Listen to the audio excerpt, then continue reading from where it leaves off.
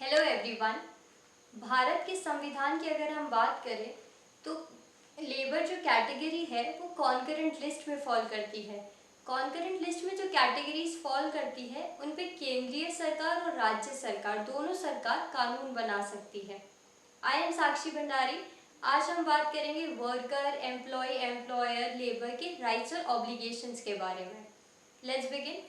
सबसे पहले अगर हम बात करें एम्प्लॉयमेंट अग्रीमेंट की, कोई एम्प्लॉय अगर एम्प्लॉयर के पास जा रहा है और उनके बीच में फिक्स हो जाता है कि अब वो उस ऑर्गेनाइजेशन का पार्ट है, उस समय सबसे ज़रूरी चीज़, सबसे ज़रूरी डॉक्यूमेंट होता है एम्प्लॉयमेंट अग्रीमेंट। उसमें कई चीज़ें लिखी होती हैं, date of payment, provident fund, हर चीज़ की बात की जाती है। और ये होना इसीलिए ज़रूरी है क्योंकि फ्यूचर में अगर उनके बीच में कोई डिस्प्यूट होता है, अनबन होती है, उस टाइम राइट क्लेम करने के लिए एम्प्लॉयमेंट अग्रीमेंट होना ज़रूरी है। अगर हम बात करें मेटर्निटी बेनिफिट एक्ट की, इसमें एक अधिनियम है 1961 का मेटर्निटी बेनिफिट एक्ट। वो बात करता है पेड लीव की, यानी कोई विमेन जो ऑर्गेनाइजेशन में काम कर रही है उस ड्यूरेशन में वो प्रेग्नेंट हो जाती हैं तो उन्हें 26 वीक्स के लिए पेड लीव प्रोवाइड कराई जाएगी। इसमें हमने जैसे अभी एम्प्लॉयमेंट अग्रीमेंट का बात किया, एम्प्लॉयज़ जो होते हैं वो कंपनी के साथ कॉन्ट्रैक्ट में होते हैं। हम एग्जाम्पल लेते हैं, मान लीजिए कोई लेडी है जो 2 साल के लिए उनकी एम्प्लॉय है कॉन्ट्रैक्ट के अकॉर्डिंग, और उस ड्यूरेशन में अगर वो प्रेग्नेंट हो जाती हैं तो उन्हें उस टाइम वो पेड लीव देने से डिनाई नहीं कर सकते।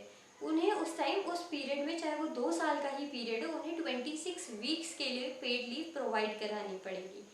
इसी के साथ में अगर हम एक चीज़ देखें, एक केस आया था उत्तराखंड हाई कोर्ट के पास में। एक लेडी ने पिटीशन फाइल करी थी कि उन्हें 3rd चाइल्ड होना था और उनके जो एम्प्लॉयर थे उन्होंने पेड लीव डिनाई कर दी थी। उन्होंने पेड लीव किस ग्राउंड्स पे डिनाई करी थी? उन्होंने यूपी का जो लेबर रूल है उसमें लिखा है कि 2 या 2 से ज़्यादा चाइल्ड के लिए आपको पेड लीव नहीं प्रोवाइड कराई जाएगी। पर उत्तराखंड हाई कोर्ट के पास जब ये केस आया, उन्होंने इसको स्ट्रक डाउन किया, कहा नहीं, ये सेक्शन 27 जो मेटर्निटी बेनिफिट एक्ट का है उसके अगेंस्ट ये चीज़ जाती है। चाहे 2 या 2 से ज़्यादा भी चाइल्ड हो, उस टाइम भी आपको पेड लीव प्रोवाइड करानी पड़ेगी। इसके बाद में अगर हम बात करें तीसरी चीज़ जो कि है प्रोविडेंट फंड की, प्रोविडेंट फंड के लिए एक ऑर्गेनाइजेशन है ईपीएफओ करके, एम्प्लॉयमेंट प्रोविडेंट फंड ऑर्गेनाइजेशन। ये ऑर्गेनाइजेशन जो रिटायरमेंट की बेनिफिट स्कीम्स है इन सबको मैनेज करता है। प्रोविडेंट फंड की अगर हम बात करें, ये एक बेनिफिट रिटायरमेंट के बाद ही ये अमाउंट मिलता है। इसकी अगर हम बात करें कि इसे विड्रॉ कैसे किया जा सकता है, तो इसका 75% जो अमाउंट है वो आप विड्रॉ कर सकते हैं जब आप को जॉब छोड़े हुए 1 महीना अगर आपको हो जाता है, 1 महीने पीरियड कंप्लीट होने के बाद। और इसका जो रिमेनिंग 25% है वो आप 2 महीने के बाद में विड्रॉ कर सकते हैं। इसी के साथ में प्रोविडेंट फंड जैसा ही एक और रिटायरमेंट स्कीम है ग्रेट्युटी। पेमेंट ऑफ ग्रेट्युटी का भी एक एक्ट है।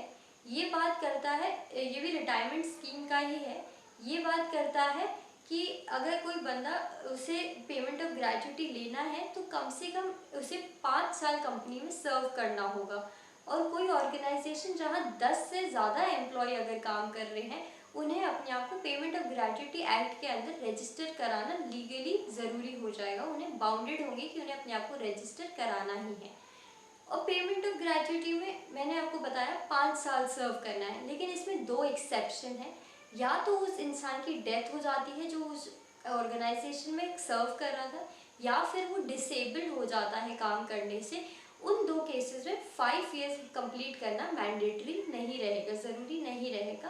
और ऐसे में उनका जो नॉमिनी है वो पेमेंट ऑफ ग्रेट्युटी अवेल कर सकता है। इसके बाद में अगर हम सबसे ज़रूरी चीज़ की बात करें जिसके लिए हर एम्प्लॉय काम करता है, वो है फेयर सैलरी और साथ ही साथ बोनस। ये चीज़ हमारे संविधान में भी दी गई है। आर्टिकल 39D जो है हमारे संविधान का, वो भी equal pay for equal work की बात करता है। यानी जो इंसान जितना अपना हार्ड वर्क दे रहा है, जितनी अपनी मेहनत दे रहा है, उसे उसी हिसाब से पेमेंट किया जाए, सैलरी दी जाए और साथ ही साथ बोनस भी दिया जाए। बोनस हर इंसान को, उस व्यक्ति को मिलेगा जिसकी 21,000 तक सैलरी है, हर उसको बोनस, ऑर्गेनाइजेशन को उस एम्प्लॉय को बोनस प्रोवाइड कराना पड़ेगा। और लॉ ये कहता है कि भले ऑर्गेनाइजेशन प्रॉफिट अर्न कर रही हो या वो लॉस में जा रही हो, अपने एम्प्लॉय को बोनस उन्हें देना ही पड़ेगा। कौन से एम्प्लॉय को? जिनकी 21,000 तक की इनकम है, उन एम्प्लॉयज़ को बोनस प्रोवाइड कराना बहुत ज़रूरी है। अगर अब हम इंडस्ट्रियल डिस्प्यूट एक्ट 1947 का जो है, इस अधिनियम की अगर हम बात करें, ये प्रोवाइड करता है कंपनसेशन की। ये बात करता है कि अगर आपको आपके एम्प्लॉयर ने टर्मिनेट कर दिया है, आपको निकाल दिया गया है जॉब से, तब आपको कंपनसेशन ये दिलाता है। लेकिन इसमें एक चीज़ है कि ये सिर्फ वर्कमैन को कंपनसेशन दिलाता है। वर्कमैन एक बहुत ही लीगल सा एक टर्म है। इससे हम क्या समझते हैं? इसका मतलब है कि कोई ऐसा बंदा वर्कमैन कहलाता है जो किसी मैनेजेरियल या फिर अथॉरिटेटिव पोस्ट पे नहीं होना चाहिए, या वो बंदा अगर किसी ऊंची पोस्ट पर है भी तो उसकी सैलरी जो है वो कम होनी चाहिए, 10,000 से ज़्यादा उसकी सैलरी नहीं होनी चाहिए। हर वो बंदा वर्कमैन कहलाएगा। और वो बंदे को अगर टर्मिनेट कर रहे हैं, उसका एम्प्लॉयर टर्मिनेट कर रहा है, इंडस्ट्रियल डिस्प्यूट एक्ट के तहत वो कंपेंसेशन क्लेम कर सकता है। अब अगर हम प्रेजेंट कंटेक्स्ट की बात करें, कोविड की वजह से काफ़ी एम्प्लॉयर्स को अपने एम्प्लॉयज़ को टर्मिनेट करना पड़ा है, जॉब से निकालना पड़ा है, क्योंकि वो उन्हें इतनी सैलरी नहीं दे पा रही, या फिर उन्हें अब उतने एम्प्लॉयज़ की ज़रूरत नहीं है। ये सब रिडेंडेंसी का पार्ट है, लेकिन इसमें उन्हें कंपेंसेशन प्रोवाइड कराना पड़ेगा। अगर हम बात करें, अभी कोविड के पीरियड में कुछ लॉज में रिफॉर्म्स लाए गए हैं। किन्हीं सरकार, कई जगहों की सरकारों ने जो लेबर लॉज है उनमें रिलैक्सेशंस प्रोवाइड कराए हैं। टेम्पररी है वो, 3 साल के या फिर कुछ पीरियड के। सबसे पहले अगर हम मध्य प्रदेश की बात करें, मध्य प्रदेश में 1000 डेज के लिए रिलैक्सेशन प्रोवाइड कराया गया है वहाँ की इंडस्ट्रीज़ को। इंडस्ट्रियल जो डिस्प्यूट एक्ट है, contract labour act, Madhya Pradesh industrial जो एक्ट है, इन सारे एक्ट्स के लिए उन्हें रिलैक्सेशन प्रोवाइड कराया गया है। रिलैक्सेशन में क्या चीज़ें हैं? जैसे पहले उन्हें कंपलसरी था कि वो हायरिंग करते टाइम, जब अगर वो एम्प्लॉय को फायर कर रहे हैं, हर टाइम वो लीगली बाउंड थे किन्हीं चीज़ों से। अब उन्हें रिलैक्स कर दिया गया है उन लॉज से।